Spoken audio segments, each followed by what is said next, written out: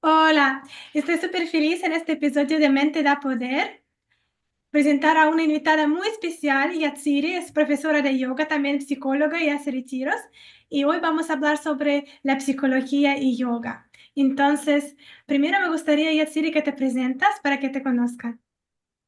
Claro que sí, muchas gracias Elena por la invitación y por abrir este espacio para hablar acerca de estos temas que muchas veces se piensan que van como separados, pero van más de la mano de lo que imaginamos, ¿no? Pero bueno, Sí. eh, mi nombre es Yatsiri Montenegro, yo soy mexicana, viví casi toda mi vida en la Ciudad de México hasta que el amor me trajo a Alemania. Pero bueno, dentro de mi formación profesional, yo en México estudié mercadotecnia y estuve muy involucrada en la industria de la tecnología de la información. Estuve trabajando para empresas que estaban involucradas con la ciberseguridad, con bases de datos, con desarrollo de aplicaciones, etcétera. Entonces, pues digamos que mi vida, ¿no? Giraba alrededor de mi profesión, pero también al mismo tiempo, pues tenía como esa inquietud de qué hay más allá de la facturación y qué hay más allá de las cuotas y qué hay más allá, ¿no? O sea, siempre tuve como esa inquietud, ¿no? De quiero saber qué hay más allá de Yatsiri, la mercadóloga, ¿no? Mm. Entonces, por ahí del 2013, eh, empecé con la curiosidad de adentrarme en el mundo del yoga, pero fue más por un tema de salud. Eh, yo desde los 11 años fui diagnosticada con artritis reumatoide. Fue un caso como muy peculiar porque regularmente pues la artritis se relaciona con personas adultas, ¿no? Entonces fue como un caso excepcional y pues desde pequeña yo estuve bajo tratamientos de medicamentos corticoides, prednisona, diclofenaco, cloroquina, montón de medicamentos para controlar justamente esas crisis de artritis que yo tenía desde pequeña. Entonces, esta curiosidad del yoga empezó por una recomendación de mi doctor que me dijo, es que necesitas hacer ejercicio y necesitas moverte más, pero que sea un ejercicio suave, que sea un ejercicio que puedas que no sea de alto impacto para las articulaciones. Y me decía, nada, ¿no? Pero pues en México es difícil encontrar un lugar donde nadar. Entonces llegué a un gimnasio donde tenían yoga, ¿no? Ahora sí que el tema del cuerpo físico fue lo que me llevó a ese gimnasio. Encontré un maestro muy bueno que compartía lo que es Kundalini Yoga. Y a partir de ahí, o sea, fue como, es que me gusta, porque a mí el ejercicio no me gustaba, pero tenía que hacerlo por el tema de la artritis. Entonces, cuando veo ese acercamiento y esa combinación y esa, digamos, firmeza, pero a la vez suavidad que te brinda el yoga, dije, es que de aquí soy, me encanta. Y empecé como a adentrarme, a explorar más, después en el año 2016 decidí hacer una formación de yoga pero todo esto iba como en paralelo con la vida profesional que te compartía anteriormente. O sea, saliendo de mi trabajo, luego me iba a mi clase de yoga y los fines de semana a estudiar el diplomado. Y de ahí empecé como a adentrarme más y más, involucrarme con la filosofía. O sea, ya fue como más allá de lo físico y empecé como a descubrir todo el potencial y todo, digamos, el alcance que tiene el yoga en diferentes aspectos de la vida, si no es que decir todos los aspectos de la vida, ¿no? Entonces, de ahí fui como adentrando, explorando, profundizando cada vez más, hasta que pues en 2020, a finales del 2020, principios del 2021, em, vino todo este tema de la pandemia, etcétera. Entonces empecé como a trabajar más introspectivamente como mi práctica personal porque pues no podíamos salir. Y en ese inter fue que conocí a mi esposo.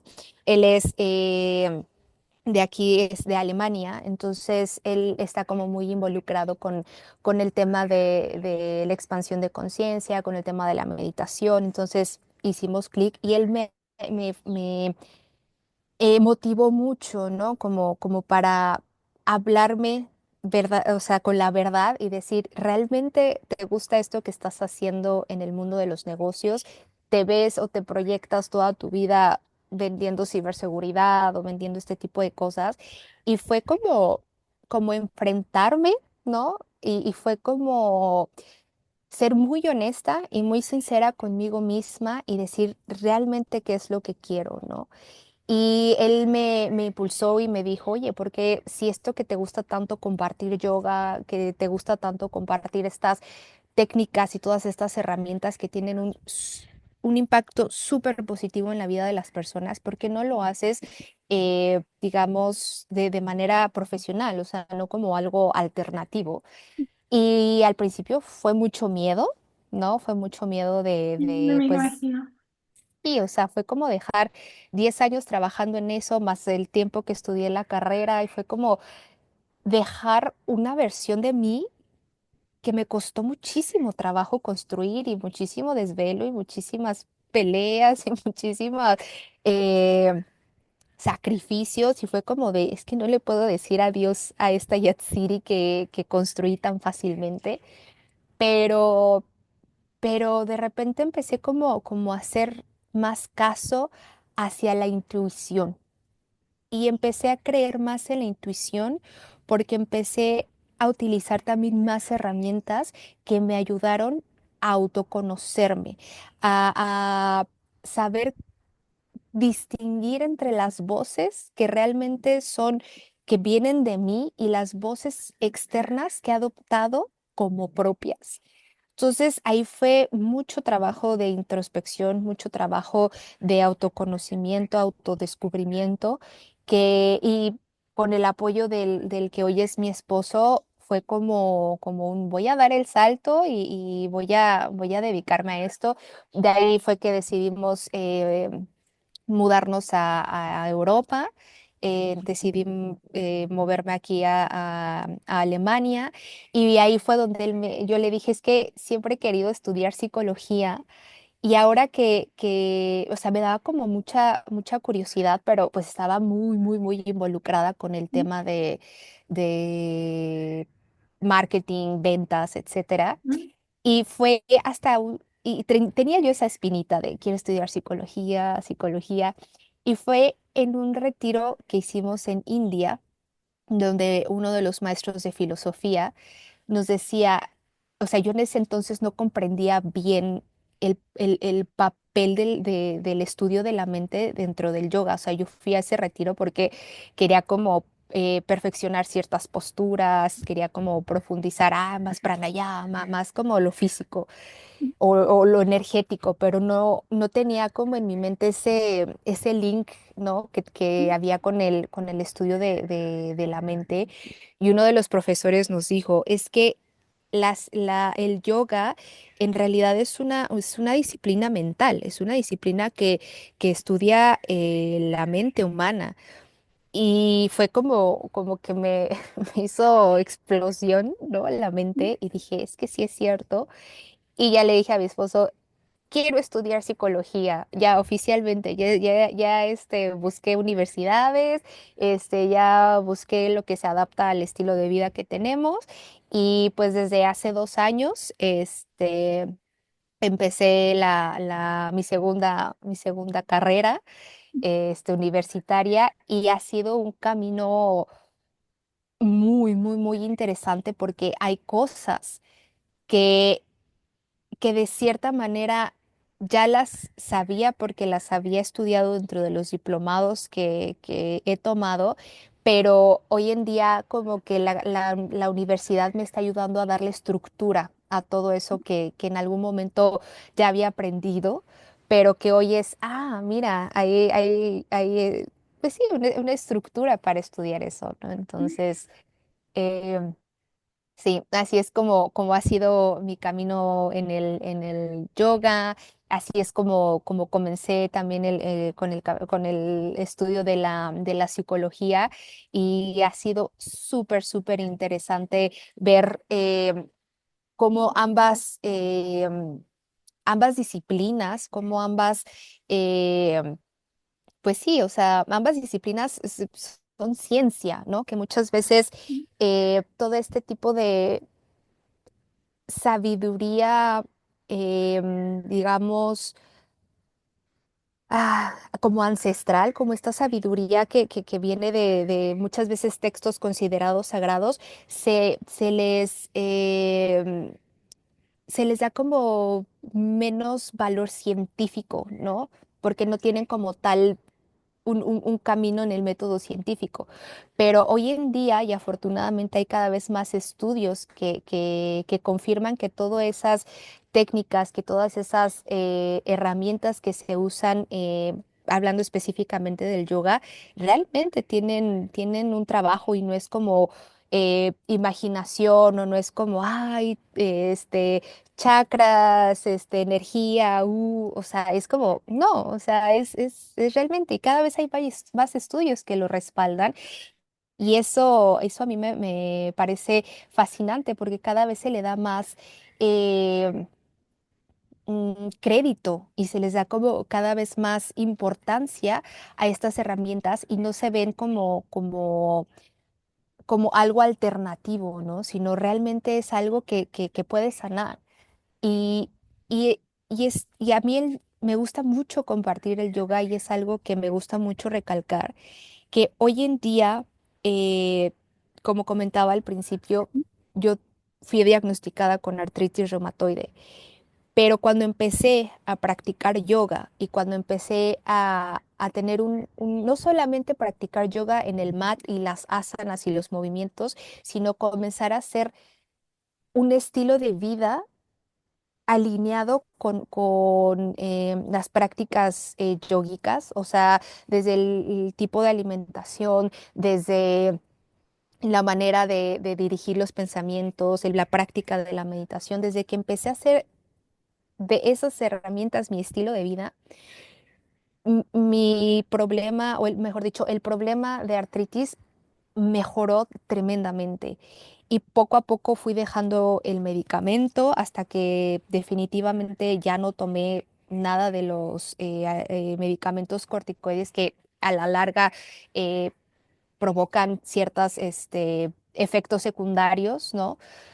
Que son serios. Y hoy en día, hace poco fui a hacerme mi chequeo anual y le dije al doctor, porque era la primera vez que iba al doctor aquí en Alemania, le dije, es que yo tengo artritis. Me dice, bueno, déjame tomar los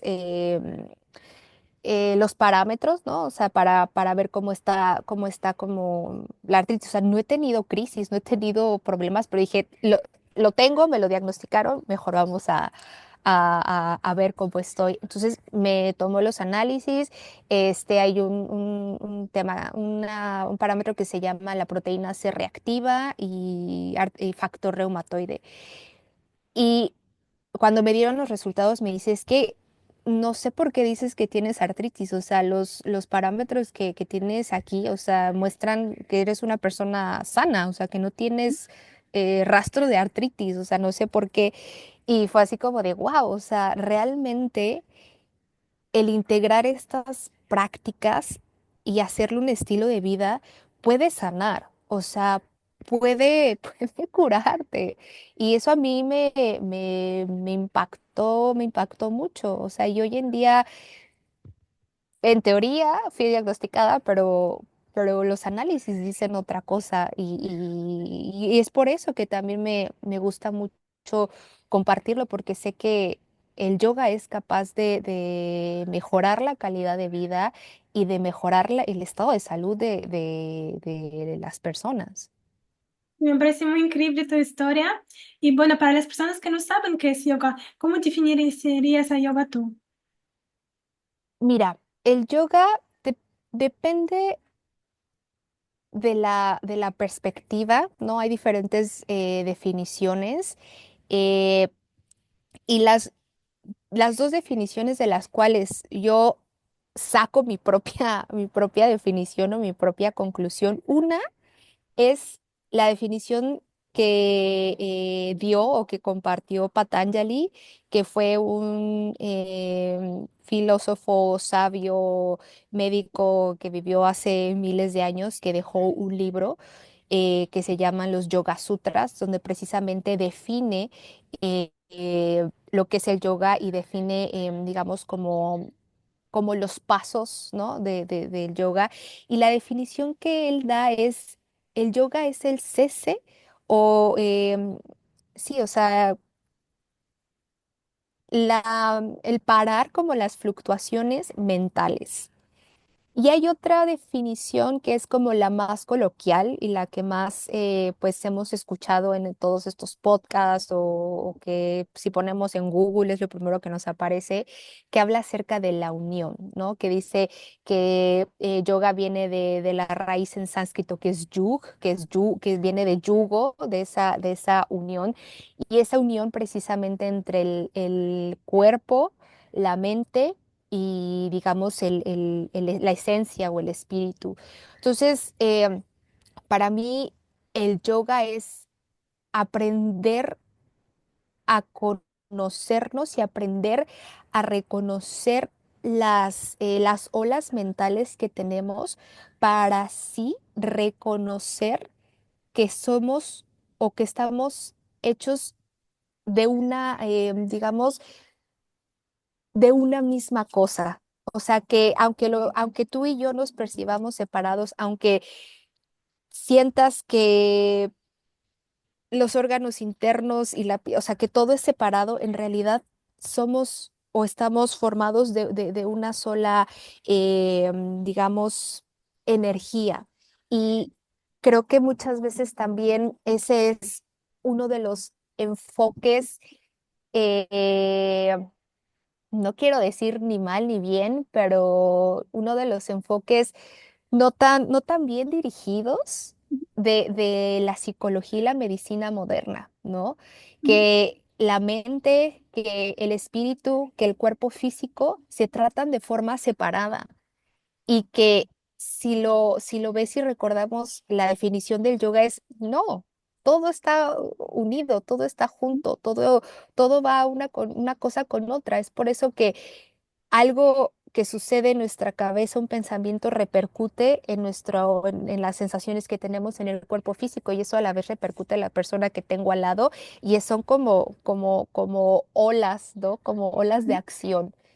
Y es porque todo está unido. Aunque tengamos la ilusión de que todo es separado, todo está unido. Entonces, para mí el yoga es como esa combinación de ambas cosas, de reconocer esas fluctuaciones mentales para poder reconocer que no estamos, que todo está unido, ¿no? Entonces, una vez que tienes como la mente en calma y tienes como es desarrollada esta ecuanimidad, es cuando realmente comienzas a comprobar que estamos todos unidos. Pero si tenemos la mente con 20,000 pensamientos, no alcanzas a percibirlo. Pero una vez que esas fluctuaciones cesan o se mantienen un poco más estables, comienzas a desarrollar esa capacidad de ver que todos, que somos una sola cosa, ¿sabes? Y bueno, dicen que yoga ayuda a ser más flexible, más fuerte. ¿Cómo lo piensas tú? Es cierto, el yoga es una disciplina digamos como que una de las consecuencias de la práctica es que desarrollas más flexibilidad y no solamente en el cuerpo, sino también más flexibilidad cognitiva y más flexibilidad mental y también más fuerza. Pero aquí viene algo interesante, Elena, es que eh, en el mundo moderno o en la actualidad, creo que se le ha dado muchísimo peso a la práctica física del yoga, a todas estas posturas súper pro y complejas que requieren mucha práctica y que requieren mucha flexibilidad y fuerza. y se ha enfocado como todo la difusión de lo que es el yoga a eso, se le ha dado peso a eso.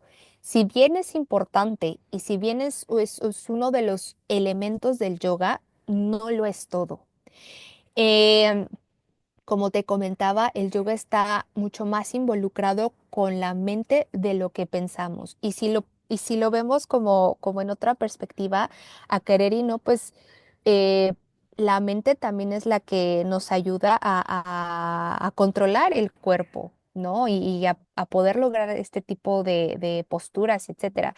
Entonces, es cierto, con el yoga desarrollas flexibilidad y fuerza, pero no lo es todo. Y bueno, también hablando de yoga psicología, como me comentaste, como no supimos que la verdad tiene más conexión la yoga y psicología en conjunto. Sí, fíjate que ahora que lo he estado como viendo desde la perspectiva del estudio de la mente, desde digamos, la perspectiva occidental, ¿no? ¿No? Eh, si te, digamos, si te adentras dentro de los textos, por ejemplo, como los Yoga Sutras, como el Bhagavad Gita, todos esos, se utilizan muchos estos, ay, ¿cómo se llama? Son aforismos, como estos ejemplos, ¿no? Como el tipo la Biblia, ¿no? Que tiene como estos ejemplos, estas historias, que lo que tratan como de representar justamente es, pues, la mente humana. Entonces, a mí algo que me, digamos, como que me impactó mucho es, por ejemplo, ver estos conceptos del yoga. Uno de ellos, que hoy en día ya lo veo y como que, como que hice un cuadro comparativo, que son los koshas. Eh, los koshas dentro de la filosofía yógica hace referencia a, digamos, como las envolturas que tiene digamos, el ser humano, ¿no? O sea, se propone que somos básicamente como una cebolla. Y en la capa más externa, digamos, está el cuerpo físico, ¿no? La piel, los huesos, los órganos, etcétera. Después viene una capa más sutil, o sea, digamos que va de lo más grosso, de lo más perceptible a través de los sentidos, de lo más material, hacia lo más sutil. Entonces, la siguiente capa que viene es la primera se llama Anamaya Kosha. La segunda capa se llama Pranamaya Kosha. Prana significa como energía vital, que incluso dentro de otras culturas también se hace referencia a esta energía vital. Por ejemplo, dentro de la medicina tradicional china se le llama el qi o el chi. Dentro de la cosmovisión egipcia se le llama Ka, ¿no? Entonces, varias culturas sabían que existía esta energía sutil que digamos, es esta energía que hace que todos nuestros órganos y que todo el cuerpo funcione o circule, que si lo ponemos dentro de una perspectiva científica, digamos que son todos estos procesos electroquímicos, magnéticos que ocurren dentro de nuestro cuerpo. O sea, desde el funcionamiento de las células, o sea, las células trabajan a través de procesos electroquímicos. Cuando respiramos y hay este intercambio de oxígeno, que hay este intercambio de diferentes elementos, todo eso es energía y todo eso es a lo que hace referencia el Pranamaya Kosha, todo eso que nos hace mantenernos vivos. Entonces, cuando hay como digamos, especie de bloqueo es cuando se manifiestan ciertas, pues ciertas enfermedades. Y digamos, si lo trasladamos a palabras pues más dentro del mundo de la ciencia, pues ¿qué pasa cuando hay una deficiencia en el transporte del oxígeno? ¿Qué pasa cuando hay una deficiencia digamos, la metabolización de ciertos elementos? Pero es lo mismo, hay deficiencia dentro del funcionamiento de la energía vital. Entonces, no están como separados los conceptos que ambos tienen, sino van como juntos. Después viene otra capa, que es ahí es cuando ya nos adentramos más como conceptos de psicología. Esto es como lo más orgánico, lo vital, lo biológico. Después viene la capa que se le conoce como Manomaya Kosha. Mano viene de manas, que es mente. Esta capa es todavía más sutil y corresponde a los procesos mentales primarios que tenemos, desde procesos de percepción, procesos de atención y, digamos, la manera en la que procesamos los estímulos externos. Eh, que si los ponemos en un lenguaje de psicología, corresponde como a estos procesos cognitivos primarios, que es percepción, atención y memoria, básicamente.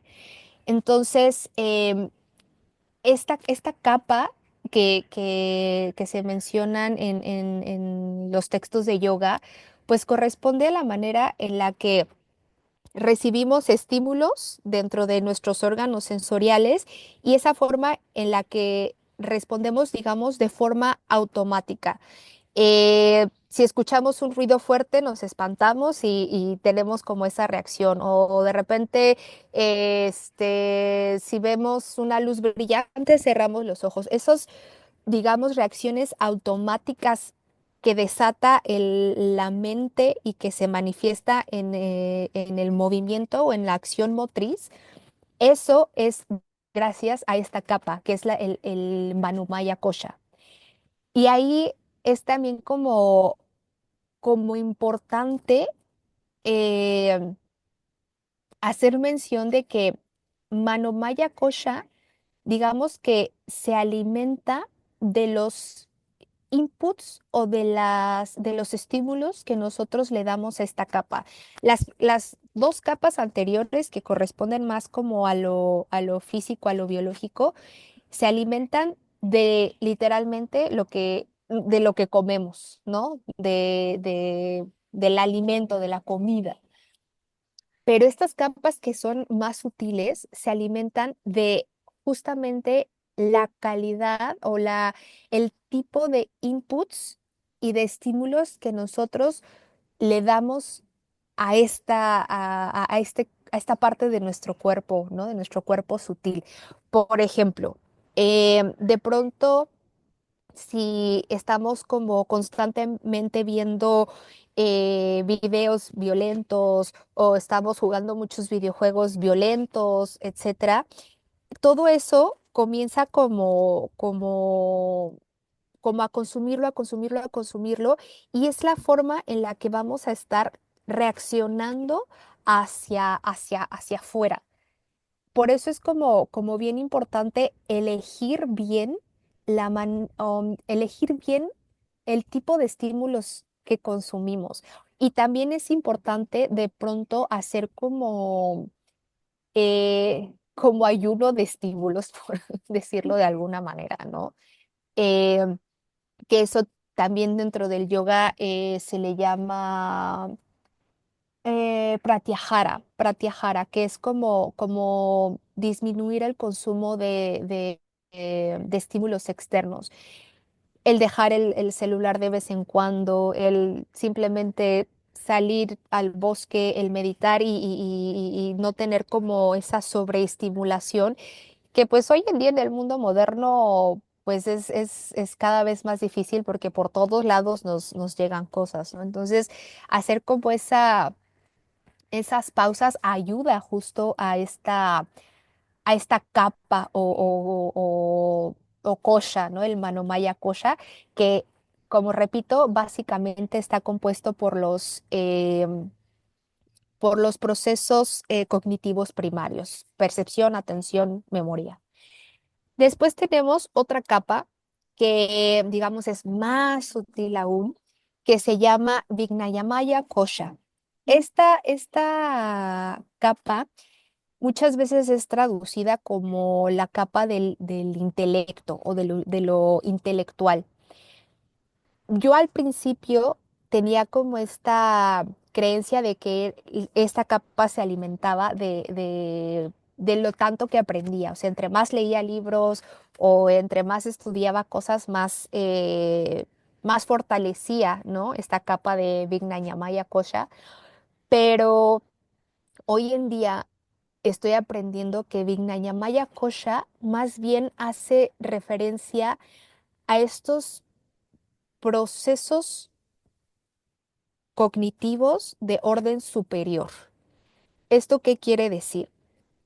Estos procesos mentales que requieren, digamos, más esfuerzo de nuestro córtex prefrontal y frontal y que nos ayuda a elegir y a dirigir como las acciones de forma más consciente, de hacer como una eh, distinción más consciente acorde al esquema de valores que tengas, eh, el saber distinguir entre el bien y el mal, el saber, el tener como una toma de decisiones más asertiva, el tener una comunicación más, pues sí, como más asertiva. Y dentro de estos procesos cognitivos de orden superior, justamente se encuentra eso, ¿no? Que es las funciones ejecutivas, que es tomar decisiones, el tema del lenguaje, todas esas, digamos, acciones que requieren pues más esfuerzo cognitivo y que, digamos, se van desarrollando conforme justamente vamos trabajando esos momentos de silencio y meditación. Y por ejemplo, esta capa de Vignayamaya Kosha la fortalecemos no solamente aprendiendo o leyendo o digamos, nutriendo nuestro intelecto como lo conocemos en Occidente, sino que también se fortalece a través de la meditación, de desarrollar esas capacidades de autoobservación para poder tener mejores capacidades de toma de decisiones, de comunicación, etcétera. Entonces, esa es la penúltima capa. Y por último, es la capa que se llama Ananda Maya Kosha. Ananda significa como esta goce, como esta como felicidad, felicidad auténtica, ¿no? De saberte amado, de saberte libre, de saberte, etcétera. Es como esa plenitud, por llamarlo de alguna manera. Y Anandamaya Kosha, haciendo como un comparativo con estas funciones mentales dentro eh, desde la perspectiva de la psicología moderna, digamos que corresponden al tema de la metacognición, de, a- de salirnos de este papel o de este personaje que hemos desarrollado y que ha formado nuestra personalidad para convertirnos en el observador. Entonces, digamos que en la capa anterior de Vignayamaya es un yo decido y yo aprendo a comunicarme mejor. Pero en esta capa que es más sutil, ya estamos saliendo de este rol del yo y estamos en estas funciones metacognitivas, donde nos damos cuenta de, mira, Yatsiri está decidiendo esto. Y esta, digamos, habilidad de observar los propios procesos mentales nos da la capacidad de, digamos, llegar a estos estados de felicidad porque nos desvinculamos de esa identidad que muchas veces es lo que nos mantiene, eh, digamos, atados al sufrimiento. Entonces, digamos, capa o este kosha, pues se alimenta a través de la meditación profunda, ¿no? O sea, no solamente pues a través del trabajar con las fluctuaciones mentales, sino salir de eso y observarte cómo es que estás, digamos, cesando o estás trabajando esas fluctuaciones para que se mantengan estables. Entonces, haciendo como, o sea, hoy en día que lo veo desde la perspectiva de psicología, digo, es que todo esto que estudié en mis formaciones corresponden y tienen como esta perspectiva, bueno, solo que al mundo científico pues les gusta ponerle sus propios nombres, ¿no? Pero en resumen es eso, o sea, y van de la mano y con ejemplos que hoy en día entiendo mejor, ¿no?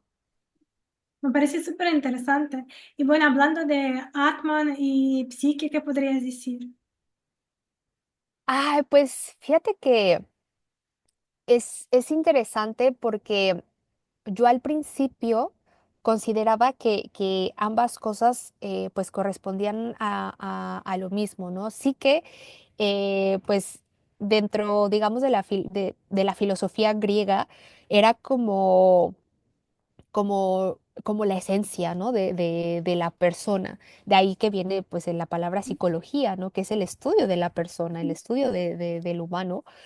Y de repente me topé con este concepto de Atman, que era, es que es la esencia de la persona. Entonces para mí era, pues son lo mismo. Pero hoy que estoy como profundizando un poco más, descubrí que sí que hace más bien referencia a ese yo que tiene esa capacidad de tener procesos mentales. Ese yo que percibe, ese yo que lleva como la atención a ciertas cosas y después genera memorias y después genera aprendizaje y después, o sea, como esa, que sería como mucho lo que corresponde al Vijnanamaya Kosha, ¿no?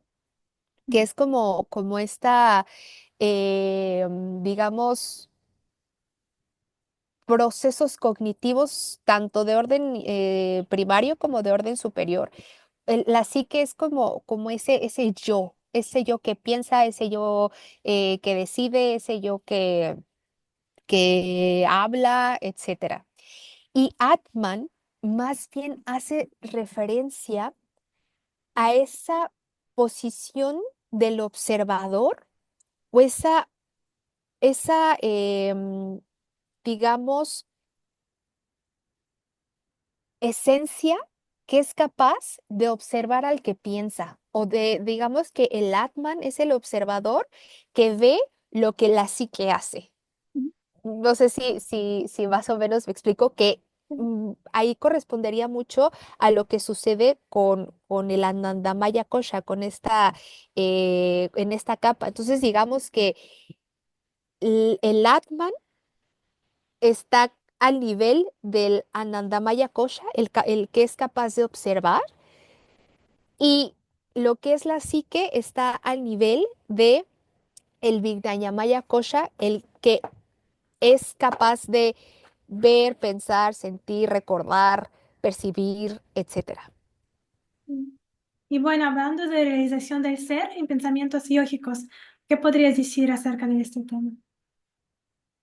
¿Podrías repetir?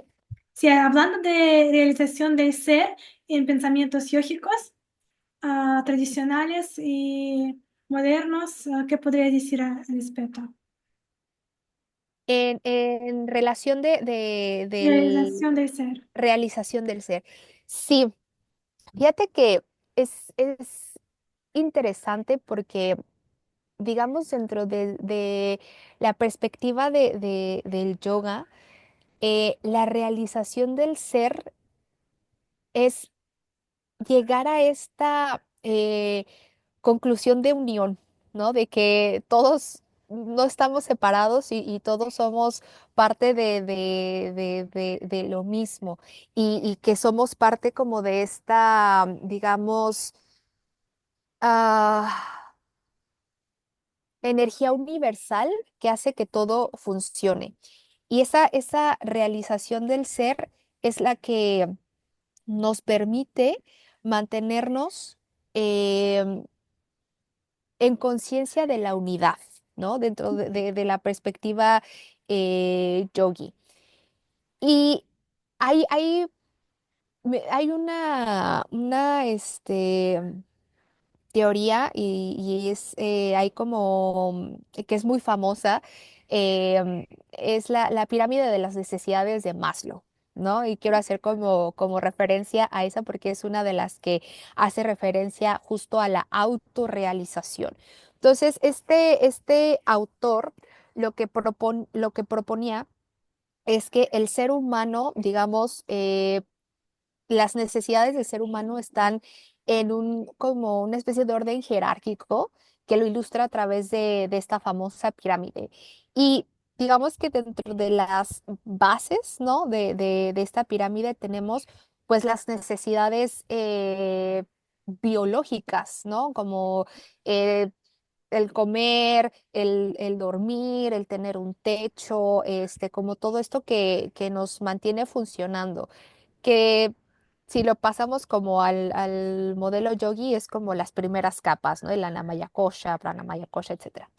Después vienen como este otro nivel que es de seguridad, ¿no? De saber que si voy a dormir, voy a amanecer vivo, ¿no? O sea, es como el saber que tengo eh, un ambiente tanto físico como psicológico que me protege, el sentirte seguro.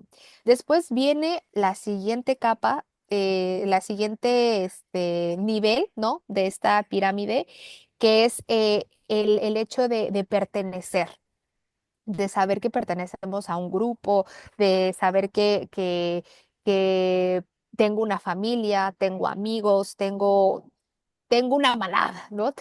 Tengo como ese grupo. Después viene la siguiente que es esta necesidad de ser reconocidos, de saber que somos buenos haciendo lo que hacemos y que las personas nos lo digan, ¿no? Y confirmar esa historia que nos decimos. Y es como esa necesidad de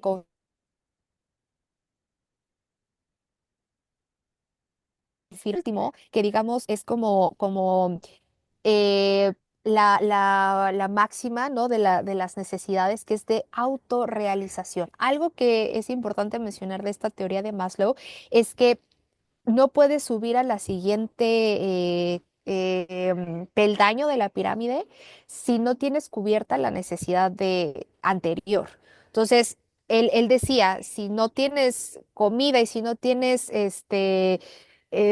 dónde dormir, no tienes agua, etcétera, que no te va a surgir la necesidad de querer ser reconocido o de querer sentirte seguro. O sea, lo primero es cubrir lo básico.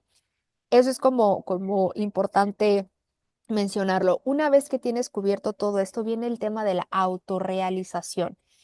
Y él lo que propone en autorrealización es, una vez que tienes como desarrollado con el conocimiento del sí mismo, comienzas a dirigir tu vida hacia lo que realmente te gusta, hacia lo que realmente te hace sentir satisfecho en todos estos niveles. Y por ahí encontré un texto que me parecía interesante, que eh, complementa la pirámide de Maslow, que decía que además de estas necesidades, existían las necesidades estéticas, las necesidades cognitivas, y este texto o este autor lo que menciona o a lo que hace referencia es a la necesidad de la autotrascendencia. Y ahí es donde la psicología reconoce la necesidad humana de, de espiritualidad o de saber que pertenecemos a algo más grande que nosotros. Y esa es un complemento que se le hizo a esta pirámide que propuso Maslow de la autotrascendencia, de saber que nos hemos esforzado lo suficiente y de acuerdo al sistema de valores o al sistema de religión que tenemos para saber que podemos pertenecer a algo más grande. Dependiendo de la religión o de lo que crea la persona, saber que pertenecemos al cielo o al nirvana o etcétera. Entonces, para mí me pareció como muy interesante el acercamiento que tiene hoy en día la psicología haciendo referencia a la autorrealización y que hoy en día la psicología reconoce esa necesidad de humana de saber que pertenecemos a algo superior. Y también algo que es como bien interesante y que aprendí en psicología del desarrollo es que en las etapas tempranas de nuestra vida, regularmente nos enfocamos más hacia las necesidades de logro o del reconocimiento o de pertenencia, ¿no? Es como cuando estamos chavos, es, ay, quiero ser el mejor en esto o quiero que me acepte tal grupo de amigos porque son los cool.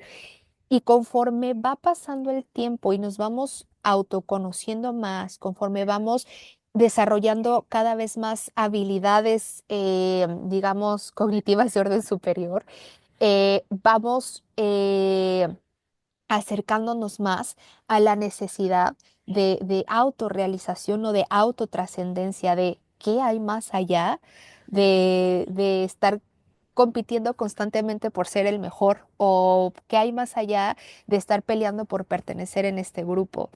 Y se ha visto y en varios estudios que en personas de la tercera o de la cuarta edad, esta tema de la autotrascendencia se convierte en algo de orden primario, o sea, no de orden primario, sino como de mucha importancia, pues. Entonces es como es la evolución natural, ¿no? Del ser humano. Me parece súper interesante. Bueno, mientras que hablabas, también me acordé de un libro de Joe Dispenza, de Deja de ser tú, que también es muy lindo y bello y habla sobre la meditación, sobre la conciencia. Y me gustaría recomendarlo a nuestros seguidores que podrían ver y leer este libro. Y bueno, ¿dónde podemos encontrarte a ti en tus redes sociales para buscarte? Claro, gracias por la recomendación. Ese no lo he leído. Bueno, pues a mí me encuentran en Instagram y Facebook como Yatsiri Montenegro, como mi nombre todo pegadito, Ujú, es yatsirimontenegro.yogini. ujú. Entonces ahí pues estoy compartiendo los talleres que estoy dando acá en Alemania, ahí comparto las clases que estoy dando, tanto en línea como presenciales, los retiros que lleguemos a organizar, pues también ahí todo lo voy compartiendo. Bueno, me lo pasas y lo pongo ahí abajo para que lo pueda encontrar fácilmente. Y bueno, te agradezco de corazón. Y bueno, entonces Gra- que tengas un excelente día. Muchas gracias, gracias a ti. Yo también te agradezco de todo corazón. De Atman a Atman.